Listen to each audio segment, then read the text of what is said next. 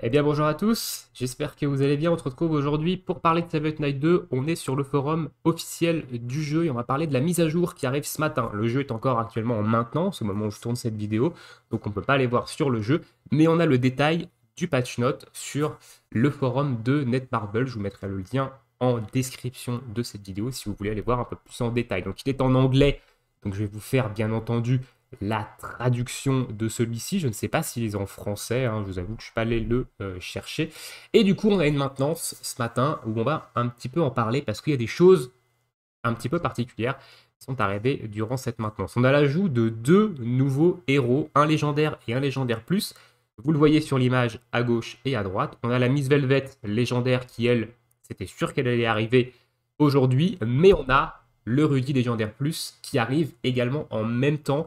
Et ça, on va en parler parce que Rudy Légendaire Plus, il est sorti bien plus longtemps après la sortie quand la version coréenne est sortie. Donc la version coréenne du jeu a plusieurs mois d'avance sur la version globale. Donc on sait les personnages qui vont sortir en termes de légendaire, légendaire plus dans les prochains mois. Je vous mettrai une vidéo qui montre chaque personnage qui va sortir. Il y a des persos qui sont vraiment, vraiment très badass. Et ici, le fait qu'il sorte en fait Rudy Légendaire Plus maintenant, ça veut dire qu'il ne respecte pas le même ordre de sortie des personnages que sur la coréenne. Alors évidemment, il fallait s'y attendre à ça, hein, qui bouleverse l'ordre de sortie des personnages pour éviter qu'on sache quel perso arrive après quel perso. Mais du coup, le fait que Rudy Légendaire Plus arrive maintenant, pour moi, c'est un problème. Parce que le perso, il est extrêmement fort, il est game changer comme jamais, et il va bouleverser complètement la méta PVP. Et pour moi, c'est trop tôt dans le jeu de sortir un personnage comme ça. On va parler évidemment, quand on va analyser le personnage, on va parler évidemment du contenu de la mise à jour. Donc là, c'est le petit sommaire. Donc nous, on va s'attaquer du coup aux détails directement. Donc avec la sortie évidemment du personnage Rudy Légendaire Plus. Donc ici, vous avez la présentation. Moi, je l'ai regardé. Je vous laisserai regarder la présentation du personnage vous-même parce qu'elle dure 1 minute 19. Voilà, mais c'est ultra stylé, hein. La présentation du perso est ultra stylée. Et nous, on va s'attaquer du coup à ces détails du perso et vous allez voir pourquoi le personnage est fort. Donc c'est un légendaire plus, c'est un tank, type tank. Il fait partie dans le codex des éternelles légendes des 7 chevaliers. Et le contenu dans lequel le personnage est fort, ça va être en raid variant et en arène. Alors en raid variant, vous allez tout de suite comprendre pourquoi quand on va parler de son ultime. Et en arène, pense que quand on va parler de son kit, je vais vous expliquer également pourquoi il est fort en arène. Alors, il est évidemment fort dans d'autres contenus PvE, hein, vous pouvez vous en servir un petit peu partout, mais c'est vraiment là où le personnage va exceller. Donc, son ultime commence directement par l'ultime. Il va du coup mettre un bouclier sur toute l'équipe, égal à X% de sa défense, et il va appliquer le buff lien. Donc, le buff lien, c'est quoi? C'est ce que met le Rudy légendaire avec son skill 3, voilà, avec son skill de support. Ça va tout simplement lier tous les personnages de l'équipe et ça va répartir les dégâts que chacun prend entre tous les persos. Voilà, donc ça lisse les dégâts un peu, il n'y a pas juste Rudy qui prend les dégâts, c'est un peu toute l'équipe, donc forcément ça réduit les dégâts que Rudy va prendre, et votre soigneur, il a juste à faire un soin et il remet tout le monde full vie. Donc ça c'est intéressant d'avoir ça sur l'ultime, même si le Rudy légendaire actuellement a ça sur un skill, hein, donc évidemment c'est un petit peu mieux, mais l'ultime, ça reste également très fort, et on a quand même un sacré bouclier également sur l'équipe. Et il a une suppression sur le raid variant. Donc c'est pour ça qu'il est fort en raid variant, parce que c'est le deuxième perso qui possède une suppression à l'ultime de variant. À l'heure actuelle, on n'en a qu'un seul, c'est le Rudy polyvalente, donc le bleu, qui possède cette suppression. Donc si vous voulez monter en palier dans ce raid, il faut monter ce Rudy là, donc le Rudy bleu, et il faut monter également Henri, le Henri vert pour la résistance à la paralysie. Ici, on a une deuxième alternative entre guillemets, parce que c'est un légendaire plus, il va falloir le dropper, hein, les taux de drop sont très bas pour les légendaires plus, à du coup Rudy bleu. Donc si vous avez la chance de dropper le Rudy légendaire plus, consacrez-vous plutôt sur lui, enfin concentrez-vous plutôt sur lui pour le raid variant plutôt que plutôt que l'autre Rudy. Donc ça c'est très intéressant qu'il ait également une suppression pour le raid variant. Mais bon, c'est un légendaire plus quand même. Au niveau de ses skills actifs, donc son premier skill, il va de renvoyer du coup les dégâts, les attaques des ennemis, et il va se mettre un bouclier sur lui, équivalent à X% de sa défense. classique, évidemment, sur un tank. Son deuxième skill, il va se téléporter sur une cible, il va lui infliger des dégâts égales à X% de son attaque et X% de sa défense. Donc ça, c'est très intéressant parce que c'est un tank qui a des ratios de défense sur ses attaques qui font des dégâts, ce qui n'est pas le cas des tanks actuellement. Ils ont tous des ratios d'attaque sur leurs compétences qui font des dégâts, ce qui fait qu'ils font très peu de dégâts à l'heure actuelle, les tanks. Et lui, il va pouvoir taper, il va pouvoir faire des dégâts parce qu'il a des ratios de défense en plus sur ses skills qui en font. Donc ça, déjà, c'est très fort, du coup. Et donc ça tape, il va se... Donc ça affiche des dégâts sur tous les ennemis dans un rayon circulaire de 6 mètres autour de la cible sur laquelle il se téléporte. Donc c'est une attaque de zone en plus de ça qui fait du coup des dégâts.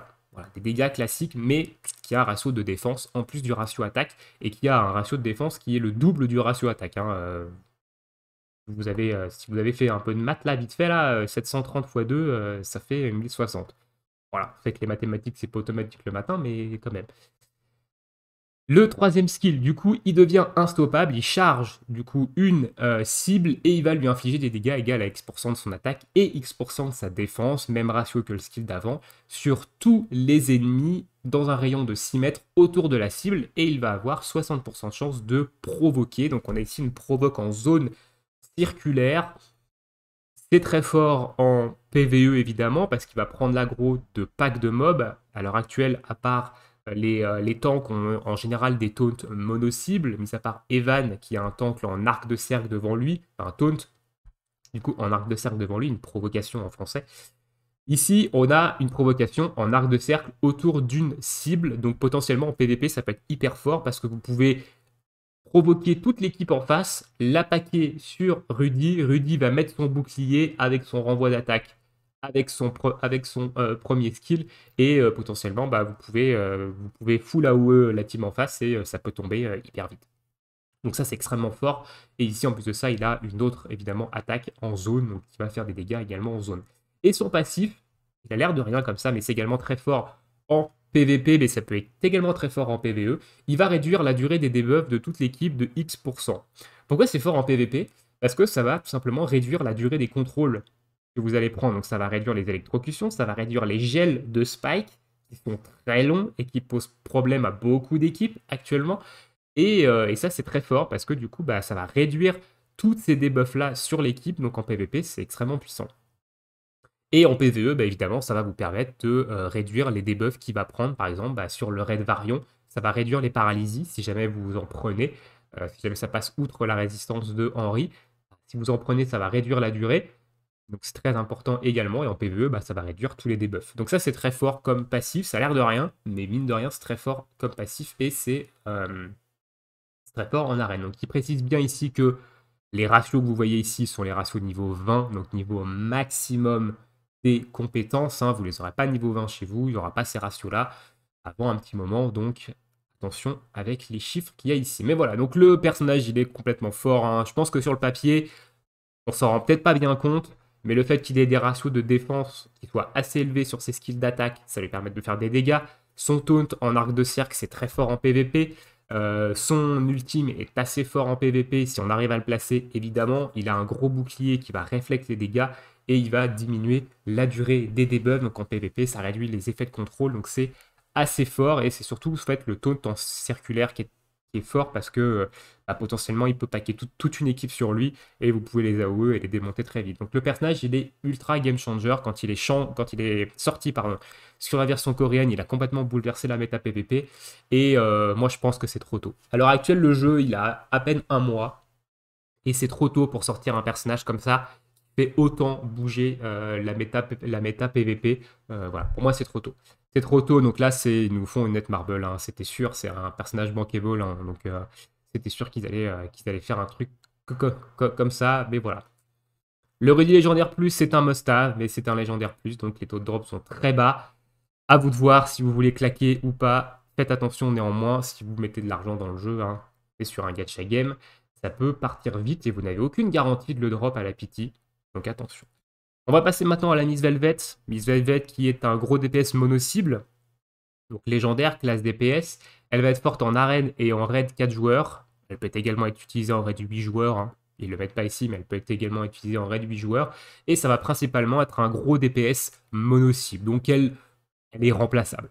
Elle est très remplaçable, hein, donc c'est pour ça que pour moi c'est un skip complet, la Velvet. Au niveau de son ultime, elle va infliger un gros pourcentage de son attaque à une cible unique. Voilà, ni plus ni moins, c'est tout ce que ça fait. Son premier skill actif, du coup, elle va devenir invisible. Donc la mécanique est également connue chez la chaîne légendaire plus, qui fait également ça. Donc quand elle est invisible, elle peut pas être ciblée pendant 8 secondes par des attaques mono-cibles. Elle diminue les dégâts des attaques de zone de X%. Et elle augmente toutes ses résistances de X%. Donc voilà, en PvP ça peut être intéressant, en PvE ça l'est un peu moins évidemment, mais en PvP ça peut être intéressant pour aller chercher un personnage en backlane et ne pas se faire arrêter sur le passage. Donc son skill numéro 2, elle va infliger X% de dégâts à une cible, elle va la silence à 100%, donc en PvE c'est useless, ça sert à rien le silence, mais en PvP évidemment ça peut être intéressant, ça empêche l'ennemi d'utiliser ses compétences. C'est un skill également qui a une possibilité de combo, qui va deal X pourcentage de l'attaque sur la cible et qui va deal des dégâts supplémentaires sur les cibles qui sont silence. Donc à l'heure actuelle, il n'y a pas d'AOE silence, je crois, mais du coup, ça peut faire pas mal de dégâts sur la cible que vous allez silence. Vous allez lui sauter dessus, la silence, et derrière, ça va déclencher le combo et ça va faire pas mal de dégâts. Potentiellement, ça vous pouvez down un ennemi assez rapidement. Si vous le mettez en combo avec un Delon, par exemple, Delon qui a également un silence, ça peut être assez fort. Son skill numéro 3, elle va se téléporter sur un ennemi et lui infliger X% de son attaque en dégâts, et ça va target les DPS distance en premier. S'il n'y a pas de DPS distance dans l'équipe en face, elle va target les supports, hein, sachez-le, elle va sauter sur la cible la plus éloignée, donc en général c'est le support qui est mis en backlane. Donc elle peut évidemment mettre un support ou un DPS distance très vite down en PvP. Néanmoins attention, il y a des clairs maintenant qui traînent un petit peu partout. Claire peut la counter.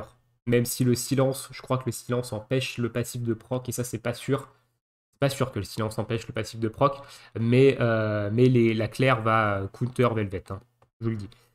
Et le passif de Velvet, ça augmente les dommages critiques qu'elle inflige, donc c'est le même passif que la Claire verte. Je pense que la Claire verte va pas aussi haut en termes de pourcentage, hein. Mais voilà, donc un DPS mono-cible classique qui va infliger de gros dégâts en mono-cible et qui en PvP peut mettre très vite down un ennemi en backlane, donc qui peut être intéressant pour vite tomber un ennemi, mais c'est pas un must-have. Il y a des gros DPS mono-cible qui existent actuellement dans le jeu, qui font également très bien le travail, donc c'est pas un must-have. Donc ici, il précise bien que vous ne pouvez pas drop Miss Velvet dans les tickets d'invocation légendaire que vous obtenez le 28e jour du mois et dans différents events. Et dans la tour céleste aussi, il y en a un. Donc vous ne pouvez pas la drop dedans. Peut-être qu'on peut drop Claire maintenant, je sais pas, il faudra check en jeu.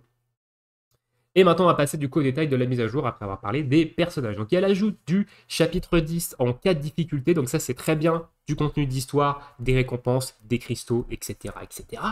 Donc ça, c'est cool pour les free-to-play. Il y a il y a la pré-saison de Rune 2 de la JVG qui commence. Le Rune 1 a fini aujourd'hui. Je pense que dans ma guilde, on s'est classé dans le top 10. On doit être dans le top 10 actuellement. Je sais pas trop, on était top 10 hier et on a gagné notre JVG, je crois. Donc on doit être dans le top 10. Donc ça va ralasser les rubis un petit peu tout ça. Donc c'est cool. Donc saison 2 qui va commencer de la pré-saison. Enfin, round 2, pardon, de la pré-saison de JVG qui va se terminer le... will start on... Ok, donc c'est pas mis la date de fin. Ok, on sait que ça va démarrer le 11. Donc le 11, c'est samedi. Ensuite, il y a des différents événements. Donc, on va avoir un rate up summon event. Donc, on va avoir des taux augmentés sur les special summon avec le Rudy Legendary Plus mis en avant et les summon, les rate up summon qu'il y a donc avec les deux légendaires. Donc, on va avoir Miss Velvet d'un côté et de l'autre côté, on va avoir Yeon Hee. Miss Velvet, c'est déjà un skip. Je vous conseille de skip sauf si vous kiffez le perso. Et Yeon Hee, c'est pareil. C'est un skip sauf si vous kiffez le perso. Moi, c'est le premier légendaire que j'ai droppé. Je l'ai monté niveau 30 et je me suis pas du tout investi dessus. Je vois pas où le perso peut être intéressant actuellement. Donc je me suis pas concentré dessus. Ça reste un bon légendaire, mais il n'est pas primordial dans un contenu. Donc ça, c'est intéressant d'avoir un rate-up en plus.